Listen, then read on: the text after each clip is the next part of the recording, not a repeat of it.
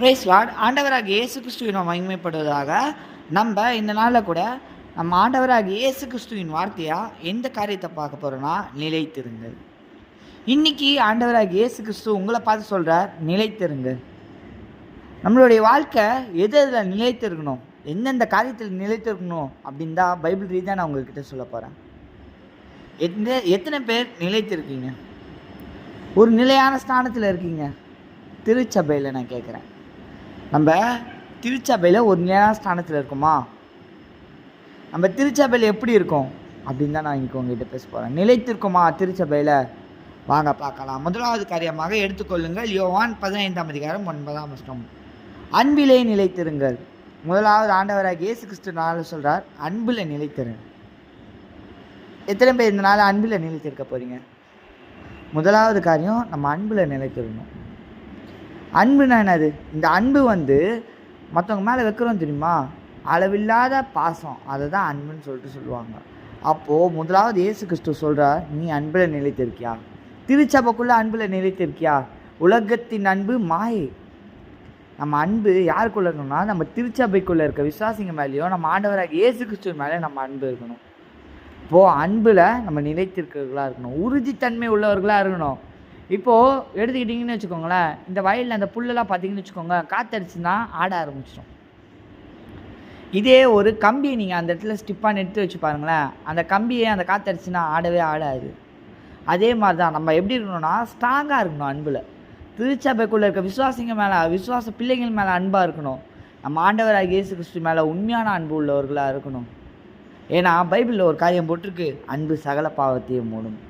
அப்போது நமக்குள்ளே அன்பு இருந்ததுன்னு வச்சுக்கோங்களேன், மற்றவங்க பாவத்தை அது மூடிடும். மற்றவங்க வாழ்க்கையில் இருக்க காரியத்தை எல்லாத்தையும் நம்ம மன்னிச்சு விட்டுருவோம். இப்போ அன்பு சகல பாவத்தையும் மூடும். இன்றைக்கி எத்தனை பேர் அன்பில் நிலைத்திருக்க போகிறீங்க? முதலாவது காரியமாக நான் சொல்கிறேன், அன்பில் நிலைத்திருக்கணும். அன்பில் நிலைத்திருக்கும் போது, நம்ம ஆண்டவராக இயேசு கிறிஸ்துவின் அன்பில் நிலைத்திருக்கும் போது நம்மளுக்கு எல்லா ஆசீர்வாதமும் கிடைக்கும். அதுக்கு தான் ஒரு வசனம் போட்டிருக்கு, 1 யோவான் 4:8 நீங்கள் வாட்ச் பண்ணி போட்டிருக்கு, அன்பிலே நிலைத்திராதவன் தேவனை தரிசிக்க முடியாது அப்படின்னு சொல்லிட்டு. அப்போது நம்ம அன்பாக மற்றவங்க மேலே இல்லைன்னு வச்சுக்கோங்களேன், நம்ம ஆண்டவராக இயேசு கிறிஸ்துவை பார்க்கவே முடியாது. அப்போ முதலாவது காரியம் சொன்னால் அன்பில் நிலைத்திருக்கணும். ஏன்னா நம்ம ஆண்டவராக இயேசு கிறிஸ்துவ நம்ம மேலே அன்பாக இருந்ததுனால தான் சிலுவையில் தன்னைத்தானியே காணிக்கையாக ஒப்பு கொடுத்தாரு. அப்போது அதே மாதிரி நம்ம மற்றவங்க மேலே அன்பு உள்ளவர்களாக இருக்கணும். இந்த நாளில் அன்பில் நிலைத்திருக்கணும். நம்ம ஆண்டவராக இயேசு கிறிஸ்து மேலே அன்பை செலுத்துகிறவர்களாக இருக்கணும். முதலாவது காரியம். இரண்டாவது காரியமாக எடுத்துக்கொள்ளுங்கள் 1 கொரிந்தியர் 7:20. அவன் தன் அழைக்கப்பட்ட நிலையிலே நிலைத்திருக்க கடவான். இந்த வசனத்தை பார்த்தீங்கன்னா, அழைக்கப்பட்ட இடத்துல அழைக்கப்பட்டவனாக இருப்பான்னு சொல்லிட்டு போட்டிருக்கு, அழைப்பில் நிலைத்திருப்பவனான்னு சொல்லிட்டு போட்டிருக்கு. அப்போது இரண்டாவது காரியம், நம்மளுக்கு நம்ம ஆண்டவராக இயேசு கிறிஸ்து நம்மளை அழைச்சிருக்காரு, உலகத்துக்குள்ளேருந்து நம்மளை அழைச்சி எடுத்திருக்காரு. அந்த அழைப்பில் நீ உறுதித்தன்மையாக இருக்குமா? நீங்கள் சொல்லுவீங்க ஊழியத்துக்கு வந்துடுவோம். அப்போ ஊழியத்துக்கு வரும்போது ஃபுல்லாக 100% சார்ஜ் இருக்கும் நம்ம ஆவிக்குரிய வாழ்க்கையில். ஆனால் கொஞ்சம் கொஞ்சமாக சார்ஜ் கம்மியாக ஆரம்பிச்சிடும். நம்ம என்ன பண்ணோன்னா, ஊழியத்தில் வந்த ஓட்டம் மாதிரியே முடிவு பரியந்தம் நம்ம ஓட்டம் இருக்கணும். அந்த அழைப்பில் நிலைத்திருக்கணும். என்ன தான் ஆனாலும் சரி, உலகமே இடிஞ்சு போனாலும் சரி, என் ஆண்டவர் என் பக்கம்னு சொல்லிட்டு நம்ம அழைப்பில் நிலைத்திருக்கவர்களாக இருக்கணும். இதே 1 கொரிந்தியர் 1:9 வாட்சி பதிவாக போட்டிருக்கு, இயேசு கிறிஸ்துவனுடைய ஐக்கியத்தில் நிலைத்திருங்கள். அப்போது நம்ம அழைப்பில் நிலைத்திருக்கணும்னா, யாரு கூட அழைப்பில் நிலைத்திருக்கணும்னா, நம்ம ஆண்டவராக இயேசு கிறிஸ்துவின் அழைப்பில் நிலைத்திருக்கணும். எத்தனை பேர் விசுவாசிக்கிறீங்க? நான் இன்ன வரைக்கும் திருச்சபைக்கு வந்திருக்கேன் ஏசப்பா, உங்கள் அழைப்பில் நான் நிறுத்தியிருக்கேன், இன்னும் நான் நிறுத்திக்கிட்டு இருக்கேன். 15 வருஷம் ஆச்சு, 20 வருஷம் ஆச்சு, எத்தனை வருஷம் ஆனாலும் சரி ஏசப்பா, நான் உங்கள் அழைப்பில் நிலைத்திருக்கிறவனா இருப்பேன். முதலாவது காரியம் சொன்னேன், அன்பில் நிலைத்திருக்கிறவர்களாக இருக்கணும். எத்தனை பேர் அன்பில் நிலைத்திருக்க போகிறீங்க? அன்பில் நிலைத்திருக்கவங்கன்னா நம்ம ஆசீர்வதிக்கப்பட்டவங்கன்னு சொல்லிட்டு அர்த்தம். ரெண்டாவது காரியம், எதில் நிலைத்திருக்கணும்? நம்ம ஆண்டவராக இயேசு கிறிஸ்து கொடுத்தா அழைப்பில் நிலைத்திருக்கிறவர்களாக இருக்கணும். அவரோட ஊழியத்தில் நிலைத்து இருக்கிறவர்களாக இருக்கணும். ஊழியம் வந்துச்சு, பாஸ்டர் டைம் சொல்லிட்டாரு, பயந்து ஓடக்கூடாது. ஊழியத்துக்கு நம்ம ஊழியத்துக்காக அழைக்கப்பட்டோம், நம்ம இறுதி பரியந்தம் நம்ம ஊழியத்தை கரெக்டாக செய்யணும். ஊழியத்துக்கு பயந்து ஏசப்பா என்னை அழைச்சிருக்காரு, எனக்கு ஃபாஸ்ட்டாக ஒரு ஊழியத்தை கொடுத்துருக்காரு, அந்த அழைப்பில் நிறுத்தி நிற்கும் போது நம்ம வாழ்க்கை ஆசீர்வதிக்கப்படும். இரண்டாவது காரியம் சொன்னால், நம்ம அழைப்பில் நம்ம நிலைத்திருக்கிறவர்களாக இருக்கணும். மூன்றாவது காரியம், 2 யோவான் 1:9 வாட்சி பார்த்தீங்கன்னா போட்டிருக்கு, கிறிஸ்துவின் உபதேசத்தில் நிலைத்திருக்கிறவர்களாக இருக்கணும் அப்படின்னு சொல்லிட்டு போட்டிருக்கு. இந்த வசனத்தை நீங்கள் வாட்ச் பார்த்தீங்கன்னா போட்டிருக்கு, ஆண்டவராகிய இயேசு கிறிஸ்துவின் உபதேசத்தில் நிலைத்திருக்கிறவர்களாக இருக்கணும். எத்தனை பேர் உபதேசத்தில் நிலைத்திருக்கீங்க இந்த நாளில்? நான் நிறைய பிரசங்கத்தை கேட்டிருக்கேன், நிறைய வார்த்தை எனக்கு தெரியும். ஆஹா, அது இல்லை. அவங்க கொடுத்த உபதேசத்தை தன்னுடைய வாழ்க்கையில் போட்டு அதை ஒரு முளையாக முளைச்சிருக்கீங்க. உங்கள் வாழ்க்கை எத்தனை பேர் வாழ்க்கை பிரகாசிக்கப்பட்டிருக்கு உபதேசத்தினால? அப்போது உபதேசத்தை நிலைத்திருக்கவர்களாக இருக்கணும். இங்கேருந்து ஒரு வார்த்தை புறப்படுது, சின்ன பையன் பேசுகிறான் அப்படின்னு விட்டுறக்கூடாது. இந்த வார்த்தை நம்ம ஆண்டவராக இயேசு கிறிஸ்துவின் வார்த்தையாக இருக்குது. நம்ம ஆண்டவராக இயேசு கிறிஸ்து கொடுக்குற வார்த்தையாக இருக்குது. அந்த வார்த்தை உபதேசத்தில் நம்ம நிலைத்திருக்கணும். ஏன்னா உபதேசம் தான் நம்ம வாழ்க்கையில் எல்லாத்தையும் ஆசீர்வதிக்கப்படும் வைக்கும். இந்த உபதேசத்துலேருந்து வந்து பாருங்கள் வார்த்தை, அந்த வார்த்தை தான் நம்மளுக்கு ஜீவ தண்ணீராக இருக்குது, மண்ணாவாக இருக்குது. அது நம்ம வாழ்க்கையை, உபதேசம் நம்ம வாழ்க்கையை கட்டி எழுப்புகிற கோட்டையாக இருக்குது. அதனால் இந்த உபதேசத்தை கொடுக்குறாங்க. அந்த உபதேசத்தை என் வாழ்க்கையில் எடுத்து நான் மட்டும் வச்சுருக்கக்கூடாது. தன்னுடைய பாத்திரம் மட்டும் நிரம்பினா அது சுயநலம். மற்றவங்களுக்கும் இந்த உபதேசத்தை கொடுக்கணும். இந்த நாளில் கூட நான் பேசிட்டு இருக்கிறது கூட யூடியூப்பில் வருது. நிறைய பேர் யூடியூப்பில் பேசிட்டு இருக்காங்க. நம்ம என்ன பண்ணணும்? என்னோடய ஊழியம் எனக்கு மட்டும் இந்த உபதேசம் பத்தாது, மற்றவங்களுக்கும் உபதேசம் போகணும், விசுவாசிக்கணும். நான் உபதேசத்தை கேட்டது மட்டும் போதாது, மற்றவங்கள ரட்சிக்கப்படணும்னு சொல்லிட்டு அந்த உபதேசத்தை எடுத்துகிட்டு போயிட்டு மற்றவங்க இடத்துல சொல்லி நம்ம வாழ்க்கையில் நிலைப்படுத்தணும். மூன்றாவது காரியம் சொன்னால் உபதேசத்தில் நிலைத்திருங்கன்னு சொல்லிட்டு. இதே ரோமர் 6:17 வாட்ச் பார்த்தீங்கன்னா போட்டிருக்கு, உபதேச சட்டத்திற்கு மனப்பூர்வமாய் கீழ்ப்படிய வேண்டும் அப்படின்னு சொல்லிட்டு போட்டிருக்கு. இப்போ இந்த உபதேசம் கொடுக்குறாங்க. இப்போது ஏசப்பா 10 ஆசீர்வாதத்தை கொடுத்துருக்கலாம் இஸ்ரவேல் மக்களுக்கு. ஆனால் ஏசப்பா 10 கட்டளைகளை கொடுத்தாரு. இந்த உபதேசம் கட்டளையாகவும் வரும். நம்ம வாழ்க்கையில் கசப்பாக தான் இருக்கும். நம்ம நல்லது மட்டும் எடுத்துக்கிட்டோன்னா நம்ம வாழ்க்கை ஆசீர்வதிக்கப்படாது. சுகர் மட்டும் எடுத்துக்கிட்டோன்னா நம்ம வாழ்க்கையில் எல்லா காரியமும், உடம்புல எல்லா சரீரத்தில் பலனும் வந்துடும். ஆனால் அது கூட எடுத்து பாவக்காவும் சாப்பிட்டு பாருங்கள், நம்ம வாழ்க்கையில் இருக்க அந்த சுகர் எல்லாத்தையும் நீக்கிடும். அதே மாதிரி தான் உபதேசம் சில நாட்டில் கசப்பாக தான் இருக்கும், கட்டளையாக தான் இருக்கும்.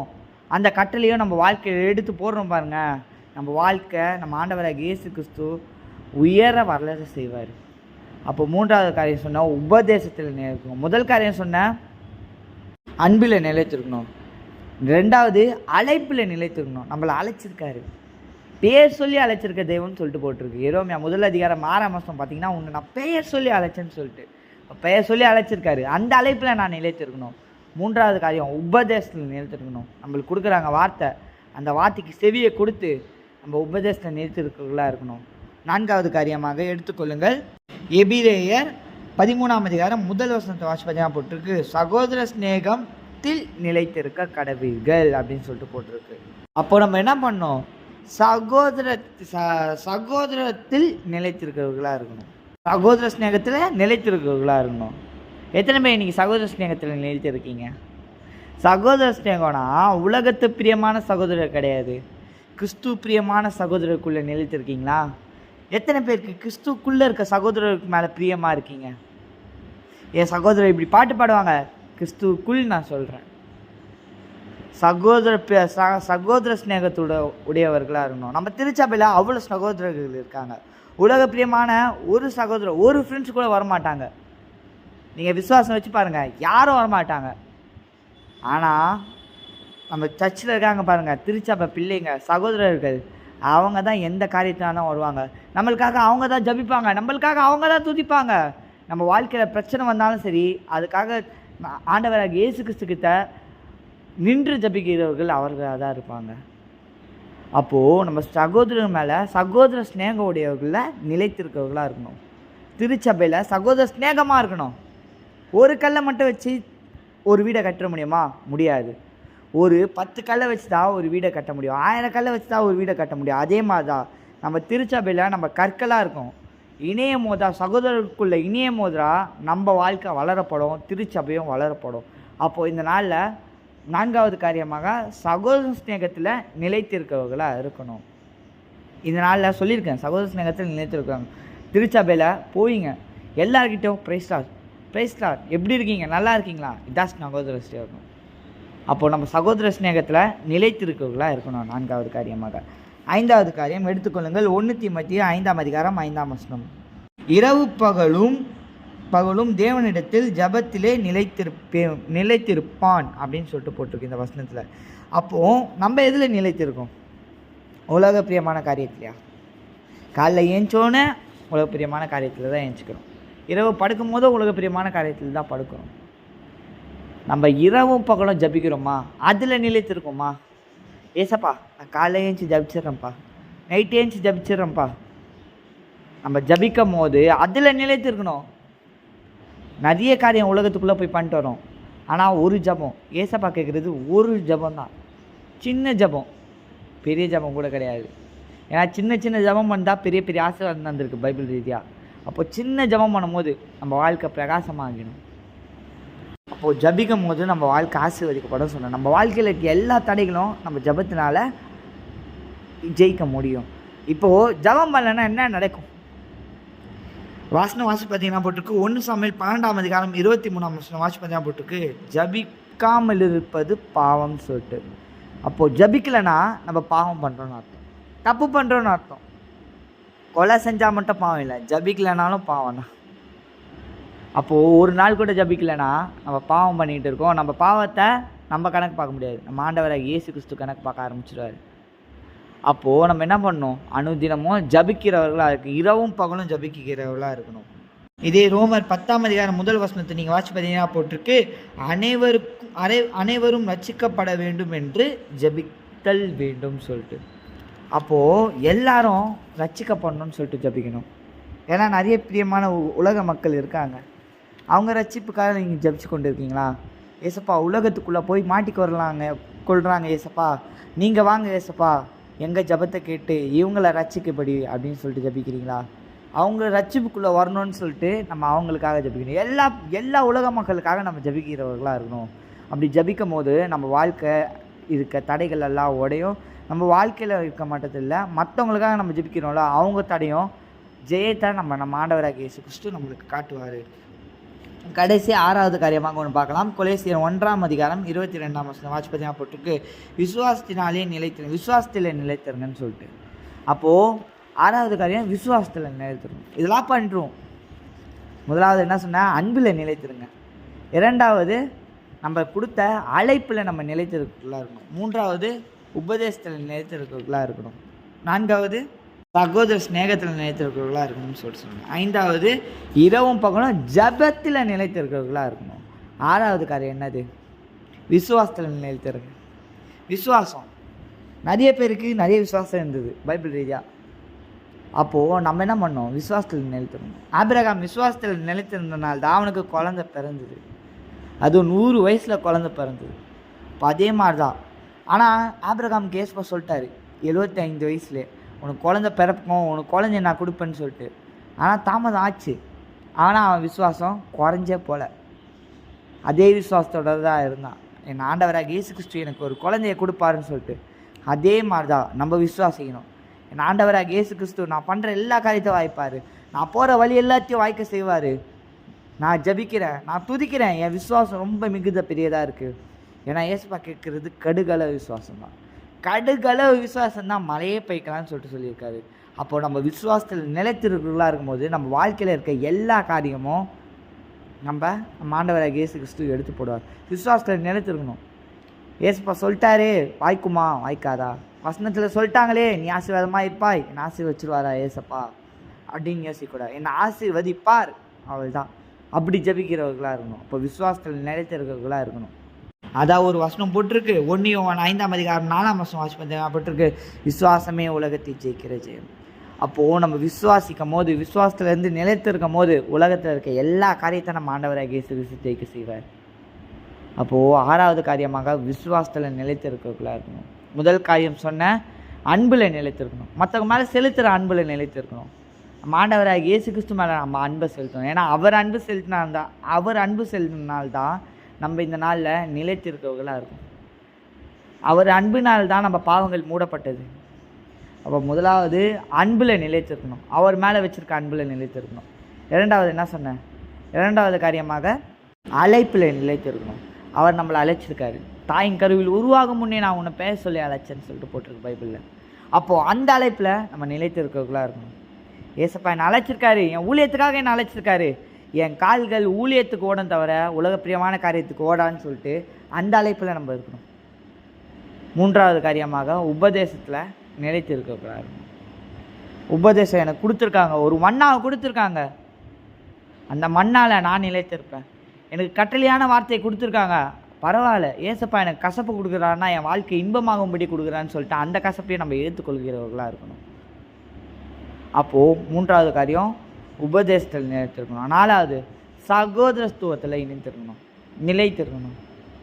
இப்போது உலக பிரியமான சகோதரர் கிடையாது, திருச்சபையில் இருக்க சகோதரர்கிட்ட அன்புள்ளவர்களாக இருக்கணும். ஒரு காரியம்னா நம்ம போய் நிற்கணும், அவங்க மேலே அன்பு செலுத்துகிறவர்களாக இருக்கணும். ஏன்னா பைபிள் ரீதியாக பார்த்தீங்கன்னா நிறைய சகோதரர்கள் இருந்திருக்காங்க. ஆபில் காயின் ஒரு சகோதரன் தான். ஏன்னா அந்த இடத்துல ஒரு சகோதரன் மேலே அவனுக்கு கோபம் வந்ததுனால ஒரு சகோதரனை கொன்னுட்டான். அது மாதிரி நம்ம காரியம் இருக்கக்கூடாது. நம்ம சகோதரன் மேலே அன்பு உள்ளவர்களாக, சகோதர ஸ்நேகம் உடையவர்களாக இருக்கிறவர்களாக இருக்கணும் திருச்சபைக்குள்ளே. 5வது காரியமாக என்ன சொன்னேன்? 5வது காரியம் இரவும் பகலும் ஜபிக்கிறவர்களாக இருக்கணும். ஜபிக்கணும், போகிற காரியம் எல்லாரும் ஆயிக்கணும்னு சொல்லிட்டு ஏசப்பா கிட்ட ஜபிக்கணும். ஏசப்பா நான் ஜபிக்கிறேன், நீங்கள் எனக்கு ஜெயத்தை மட்டும் தான் கொடுப்பீங்க, நீங்கள் எனக்கு ஆசீர்வாதத்தை தான் கொடுப்பீங்க. எனக்கு கஷ்டம் வரும், அதுலேயும் நான் ஜபிப்பேன். எனக்கு கீழே தள்ளுவாங்க, அதுலேயும் நான் ஜபிப்பேன். எந்த காலத்திலும் நிலைத்திருப்பேன் ஏசப்பா உங்கள் ஜபத்தில்னு சொல்லிட்டு நம்ம வாழ்க்கை இருக்கணும். அப்படி இருக்கும்போது நம்ம ஆண்டவராகிய இயேசு கிறிஸ்து ஜெயத்தின் பாதையிலே நம்மளை கொண்டுட்டு போவார். 6வது காரியமாக விசுவாசத்தில் நிலைத்திருக்கணும். விசுவாசம் உலக பிரியமான விசுவாசம் இல்லை, என் விசுவாசம் திருச்சபைக்குள்ளே இருக்குது, என் ஆண்டவராகிய இயேசு கிறிஸ்துக்குள்ளே இருக்குது. இப்போ கடல்லலாம் பார்த்தீங்கன்னு வச்சுக்கோங்களேன், அவ்வளோ பெரிய கப்பலை தாங்கிறது அந்த சின்ன நங்கூரம் தான். அதே மாதிரி தான் நம்மளை தாங்கணுன்னா நம்ம நங்குரத்தை எது மேலே போடணும்? நங்குரம் என்னும் விசுவாசத்தை நம்ம ஆண்டவராகிய இயேசு கிறிஸ்து மேலே போடணும். ஆண்டவராகிய இயேசு கிறிஸ்து தான் நம்மளை தாங்குறாரு, தாங்கி நம்மளை தேற்றி நம்மளை தப்பி வைக்கிறாரு. அப்போது விசுவாசம் உள்ளவர்களாக இருக்கணும், விசுவாசத்தில் நிலைத்து இருக்கணும். எவ்வளோ பெரிய பிரச்சனை வந்தாலும் சரி, ஏசப்பா நான் உங்கள் விசுவாசத்தில் நிலைச்சிருக்கீங்க, நீங்கள் இந்த வேலையில் கூட என்ன ஆசீர்வதிப்பீங்க, நீங்கள் என்னோட காரியத்தை எல்லாத்தையும் நீங்கள் பார்த்துக்கொள்வீங்க. அதான் பைபிளில் ஒரு காரியம் போட்டிருக்கு, விசுவாசமே உலகத்தை ஜெயிக்கிற ஜெயம். நம்ம விசுவாசம் நம்ம போகிற காரியத்தை எல்லாத்தையும் ஜெயிக்க செய்யும். நம்ம போகிற காரியத்தை எல்லாத்தையும் நம்மளுக்கு ஒரு வெற்றியை கொண்டு வரும். இன்றைக்கி நான் உங்ககிட்ட 6 காரியத்தை சொல்லியிருக்கேன். நிலைத்திருங்கள். ஏசப்பா உங்களை பார்த்து சொல்லிடுறேன், நிலைத்திரு. உலகத்துக்குள்ளே நிலைத்திருக்காத, கிறிஸ்துக்குள்ளே நிலைத்திரு. இன்றைக்கி எப்படி நிலைத்திருக்கணும்னு சொல்லியிருக்கேன். இதை வச்சு நீங்கள் ஜபிங்க. கர்த்தர் உங்களையும் உங்கள் குடும்பத்தையும் உயர்த்தி ஆசீர்வதிப்பாராக. ஆமீன்.